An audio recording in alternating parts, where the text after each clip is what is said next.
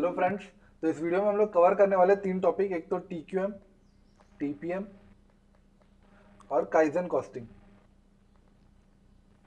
ये तीन टॉपिक हम लोग कवर करने वाले हैं इस वीडियो में, क्योंकि क्वेश्चन में कई बार आ जाता है कि हमको कॉस्ट ऑफ क्वालिटी तो दे देता है, कॉस्ट ऑफ क्वालिटी के ऊपर क्वेश्चन दे देता है और उसके बाद बोलता है कि कॉस्ट ऑफ नॉन परफॉर्मेंस को कम करने के लिए कौन से दो मेजर मैं लगाऊं। तो दो मेजर आपको वही लगाना है, एक तो टीपीएम और टीक्यूएम। एक ये क्वेश्चन बहुत बार आ जाता है और एक काइजन कॉस्टिंग का जो क्वेश्चन आता है, काइजन कॉस्टिंग का, उसमें ज़्यादातर क्वेश्चन में ये 3 पॉइंट में वो लिख के कवर कर देता है काइजन कॉस्टिंग की। भाई तो काइजन कॉस्टिंग और टीपीएम टीक्यू हम लोग पढ़ेंगे। सबसे पहले काइजन कॉस्टिंग ही कर लेते हैं, एकदम छोटा सा, कि भाई काइजन कॉस्टिंग जोड़ देता है कि स्मॉल बट कंटिन्यूस इंप्रूवमेंट हम लोग करते रहे, छोटी छोटी करते रहे लेकिन कंटिन्यूसली करते रहे। ये तो सबसे इंपॉर्टेंट है, सबसे इंपॉर्टेंट लाइन यही है कि स्मॉल बट कंटिन्यूस इंप्रूवमेंट करते रहे। साल की शुरुआत में जो टारगेट सेट करते हैं उसको कंटिन्यूसली अपडेट करते रहे। कंटिन्यूसली मतलब हर उसको, जो पहले हम लोग क्या करते थे, हर 6 मंथ में हम लोग टारगेट को इवेल्युएट करते थे, वेरिएंस को चेक करते थे। लेकिन अब बोलते हैं कि महीने और वीक में कर ला दो, इसको ला सकते हो तो हर दिन भी कर लो, हो सकता है तो वो कर लो। तो कंटिन्यूसली करते रहो, अपडेट करते रहो अपने टारगेट जो भी सेट किया उसको कंटिन्यूसली अपडेट करते रहो। ये बोलते हैं कि टारगेट सेट करो और टारगेट को तोड़ते जाओ, तोड़ते जाओ, तोड़ते जाओ, मतलब उसको और उस अचीव करो, उसको अचीव करते जाओ और कम करते जाओ अपनी कॉस्ट को। ताकि ये बोल रहे कि साल की शुरुआत में टारगेट सेट करते हैं उसको और उसको कंटिन्यूसली अपडेट करते रहते हैं, ताकि हम देख सकें कितना इंप्रूवमेंट ऑलरेडी अचीव कर लिया है और कितना करना बचा है। जल्दी पता चलेगा तो हम लोग जल्दी उस पर एक्ट कर पाएंगे। अगर काइजन कॉस्टिंग लगाना है तो कंपनी को क्या क्या चेंजेस करने पड़ेंगे। सबसे पहले तो उसको अपना पुराना स्टैंडर्ड कॉस्टिंग कंट्रोल सिस्टम से कॉस्ट रिडक्शन सिस्टम पे आना पड़ेगा। स्टैंडर्ड कॉस्टिंग में हम लोग सिर्फ ये देखते थे कि हम लोग इतना टारगेट सेट कर ले, हमको इतना अचीव करना, नहीं कर पाए ठीक है कोई बात नहीं। लेकिन इसमें ऐसा है कि हम लोग इतना अचीव नहीं करना, हमको इतना रखे तो हमको इतना अचीव करना है। कॉस्ट रिडक्शन सिस्टम ये होता है, हर बार हमको अपनी कॉस्ट को कम करना है, परमानेंटली कम कर देना अपनी कॉस्ट को। अगला है पॉइंट कि हमको अपनी पीरियोडिसिटी ऑफ सेटिंग स्टैंडर्ड कम कर देना है। एंड वेरिएंस एनालिसिस की जो पीरियोडिसिटी है उसमें हमको कम करना है। वही जो ऊपर जो पड़े कि भाई पहले साल भर में करते थे, साल की शुरुआत में बना के साल के एंड में चेक करते थे या फिर 6 मंथली चेक करते थे। लेकिन हमको अब ये नहीं, हमको सीधा हर महीने करना है, हर महीने या फिर हर हफ्ते कर सकते हो तो कर लो, ये बोलता है काइजन कॉस्टिंग। और तीसरा है कि पार्टिसिपेशन ऑफ एग्जीक्यूटिव और एम्प्लॉय, अगर ये लोग पार्टिसिपेट कर ले तो क्या ही बात है। सबसे ज़्यादा अप्रिशिएट हम लोग यही करेंगे कि ये लोग भी हम लोग साथ दें। अगर ये लोग अपने आइडियाज़ देते हैं कि भाई ऐसा कर सकते हो, वैसा कर सकते हो, क्योंकि इनको ज़्यादा डिटेल में पता रहता है, तो ये लोग अगर हमको अपनी कुछ आइडियाज़ दे दे तो हमारा काम और अच्छा आसान हो जाए। तो तीन चीज़ बोलता है कि control cost, standard cost control system से कॉस्ट रिडक्शन सिस्टम पे आना पड़ेगा, पीरियोडिसिटी हमको कम करनी पड़ेगी, वेरिएंस एनालिसिस और सेटिंग स्टैंडर्ड की। और तीसरा पॉइंट था कि एग्जीक्यूटिव और वर्कर लोग अगर अपना पार्टिसिपेशन करें स्टैंडर्ड सेटिंग में तो फिर मज़ा आ जाए। तो काइजन कॉस्टिंग की छोटी सी थ्योरी थी। अब टीपीएम और टीक्यूएम कर लेते हैं। टीपीएम और टीक्यूएम यही पूछता है कि टू मेजर्स बताओ नॉन कन्फर्मेंस कॉस्ट को अगर हमको कम करना है तो दो तरीके बताओ कैसे कम कर सकते हैं। एक तो टीपीएम और टीक्यूएम। तो टीपीएम में सबसे पहले तो डेफिनेशन बता दी टीपीएम की, उसके बाद बता दिया कि सेकंड पॉइंट में कि हर मशीन को आइडेंटिफाई करता है हर डिवीजन के। तीसरे पॉइंट में बताता है कि इंटरनल फेलियर कॉस्ट को ये कम करना चाहता है। चौथे पॉइंट में बोलता है अगर मशीन स्मूथली रन करेगी तो भाई वारंटी रिपेयर ही नहीं आएंगे, कस्टमर की कंप्लेन ही नहीं आएंगे। तो ये 4 पॉइंट ये बोलते हैं, इसको आप रीड भी कर सकते हैं कि इंपॉर्टेंट है, इसको रट लो अच्छे से। कि टीपीएम एक ऐसा सिस्टम है जो मेंटेन और इम्प्रूव करता है, क्या इम्प्रूव, सारे इक्विपमेंट की इंटीग्रिटी ऑफ प्रोडक्शन और क्वालिटी सिस्टम को by keeping all equipment in good working condition, top working condition, ताकि हम अवॉइड कर सके ब्रेकडाउन और डिले इन मैन्युफैक्चरिंग प्रोसेस।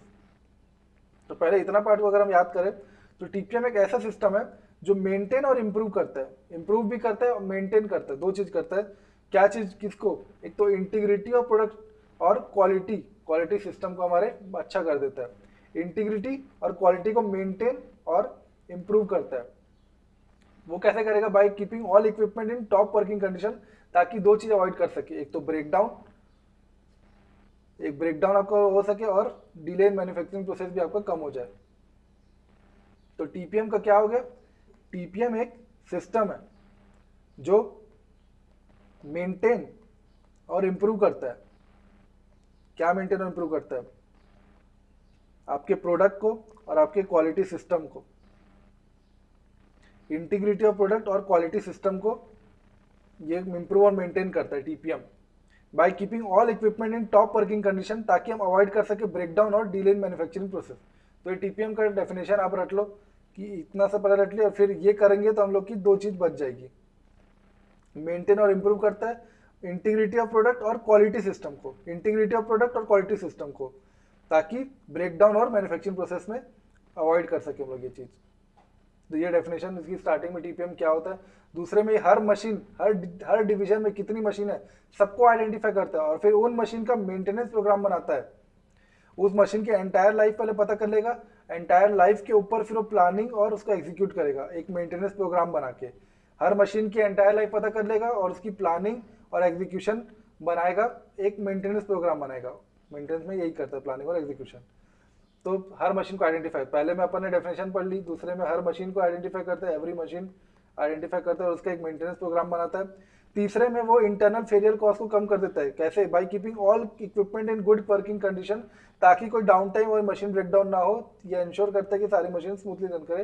वापस से वही पॉइंट रिपीट कर दे, लेकिन इंपॉर्टेंट ये है कि इसमें कि ये इंटरनल फेलियर कॉस्ट को कम करता है, ये याद रखना थर्ड पॉइंट में। चौथा है कि अगर मशीन स्मूथली रन करेगी तो रीवर्क के चांसेस कम हो जाएंगे। भाई मशीन एकदम अच्छी करेगी काम तो हमको चीजें खराब नहीं बनेगी तो उसको वापस से बनाने का हमको चांस ही नहीं। तो यही बोल रहा है। और इसके कारण क्या होगा कि वारंटी रिपेयर भी, कस्टमर को भी कंप्लेन नहीं आएगी, और कस्टमर कंप्लेन नहीं आएगी तो वारंटी रिपेयर की भी चांसेस कम हो जाएंगे। तो 4 पॉइंट ये टीपीएम के हो गए। पहले में तो डेफिनेशन बता दिया है, दूसरे में हर मशीन को हम लोग आइडेंटिफाई करते हैं और उनका एक मेंटेनेंस प्रोग्राम बनाते हैं, इंपॉर्टेंट है मेंटेनेंस प्रोग्राम।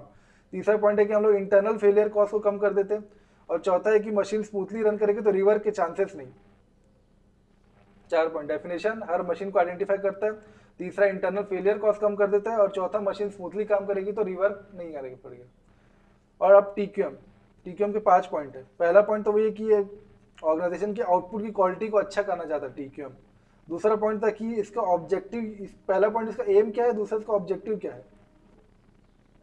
टीक्यूएम पहला पॉइंट एम है, दूसरा ऑब्जेक्टिव के बारे में बता रहा है, तीसरे में आपको बता रहा है कि बिजनेस के सारे लोग अगर इसमें सहायता करें तो ज़्यादा अच्छा है, और चौथे में अगर कंपनी को सक्सेसफुल बनाना है तो उसके सारे स्टाफ को लेना पड़ेगा अंदर और बोलना पड़ेगा कि भाई एक कंटिन्यूस इंप्रूवमेंट का कल्चर बनाओ। पांचवा है कि कंपनी अपनी रेपुटेशन का ये बनाना चाहती है कि इसकी जो प्रोडक्ट बनाती है बहुत हाई क्वालिटी प्रोडक्ट बनाती है, तो उसको एंश्योर करना पड़ेगा कि उसके स्टाफ का जो एटीट्यूड है toward importance of conformance activity समझ सके भाई कि कन्फर्मेंस एक्टिविटी कितनी इंपॉर्टेंस है। तो ये 5 पॉइंट आपको टीक्यूएम में लिख के आना है। टीक्यूएम में यही सबसे पहला पॉइंट इंपॉर्टेंट है कि टीक्यूएम का एम क्या है। वो उसका एम ये है कि ऑर्गेनाइजेशन की आउटपुट की क्वालिटी को इंप्रूव करना। कैसे इंप्रूव करे? Through continuous improvement of internal practice. Internal practice मतलब कंपनी अपने खुद के अंदर हर स्टाफ अगर कंपनी का अपना अपना काम सही से करे तो हमारे वेस्टेज कम हो जाएंगे। वेस्टेज तो, और ये एक बार नहीं, हमको करते रहना है, कंटिन्यूसली हमको ये काम करते रहना, अपने आप को सुधारते रहना, इंटरनल प्रैक्टिस को हमको सुधारते जाना है रोज। और ये ऑर्गेनाइजेशन की आउटपुट की क्वालिटी को अच्छा करना चाहता है। वो कैसे करेगा? इंटरनल प्रैक्टिस को सुधार के, वो भी कंटिन्यूसली। तो उसका ये एम है टीक्यूएम का। एम क्या है कि ऑर्गेनाइजेशन की आउटपुट की क्वालिटी को सुधार ले थ्रू इंटरनल प्रैक्टिस और कंटिन्यूस इंप्रूवमेंट। तो पहला पॉइंट इंपॉर्टेंट है, टीक्यूएम की ये डेफिनेशन अच्छे से लिख दिए तो सही हो जाएगा, टीक्यूएम स्टार्टिंग ही सही हो जाएगी। दूसरा, टीक्यूएम का ऑब्जेक्टिव क्या है? ऑब्जेक्टिव है कि इरेडिकेट मतलब गेट रिड ऑफ वेस्ट और एफिशिएंसी बढ़ाना। वेस्ट हमको नहीं चाहिए और एफिशिएंसी बढ़ जाए हमारी, ताकि और हमको क्वालिटी से कोई कॉम्प्रोमाइज नहीं करनी है। ये सब चीज़ें कम तो करनी है लेकिन क्वालिटी हमारी कम नहीं होनी चाहिए। तो वेस्ट कम हो जाए और एफिशिएंसी बढ़ जाए। तीसरा पॉइंट ये, इसके ऑब्जेक्टिव है। दूसरा पॉइंट ये है कि वेस्ट कम हो जाए, एफिशिएंसी बढ़ जाए, लेकिन क्वालिटी बरकरार रहे। तीसरा पॉइंट है कि टीक्यूएम चाहता है कि बिजनेस के सारे एस्पेक्ट क्वालिटी स्टैंडर्ड को मेंटेन करे। और क्यों मेंटेन करे भाई? ताकि वेस्ट एलिमिनेट कर सके। और ये क्वालिटी स्टैंडर्ड को मेंटेन इस तरीके से करना चाहते हैं कि पहली बार में हम लोग सही बना दे, ताकि बार बार बनाने की जरूरत ना पड़े, पहली बार में एकदम परफेक्ट बना दो। तो things are done right at the first time. तो टीक्यूएम ये चाहता है कि बिजनेस के सारे एस्पेक्ट क्वालिटी स्टैंडर्ड को मेंटेन करे बाय एंश्योरिंग कि भाई things are done right at the first time. अगला पॉइंट है कि इन ऑर्डर टू मेक, अगर कंपनी को सक्सेसफुल बनाना है तो स्टाफ को इंप्रूवमेंट प्रोसेस में लगाना होगा, सारे एम्प्लॉयज का साथ चाहिए होगा, कंटिन्यूस इंप्रूवमेंट का कल्चर डेवलप करना पड़ेगा हमको। और पांचवा पॉइंट है कि अगर कंपनी अपनी रेपुटेशन एस्टेब्लिश करना चाहती है कि वो हाई क्वालिटी प्रोडक्ट बनाती है, तो उसको इंश्योर करना पड़ेगा कि उसके स्टाफ इस बात को समझे कि भाई कन्फर्मेंस एक्टिविटी कितनी इंपॉर्टेंट है। कन्फर्मेंस एक्टिविटी मतलब वही हो गया आपको, जैसे कि प्लानिंग वाले एक्टिविटी, जैसे कि इंस्पेक्शन करवा लो, हम लोग सप्लायर के वर्क प्लेस में इंस्पेक्शन करा दो, तो ये हमारी क्वालिटी स्टैंडर्ड को बढ़ा देगा।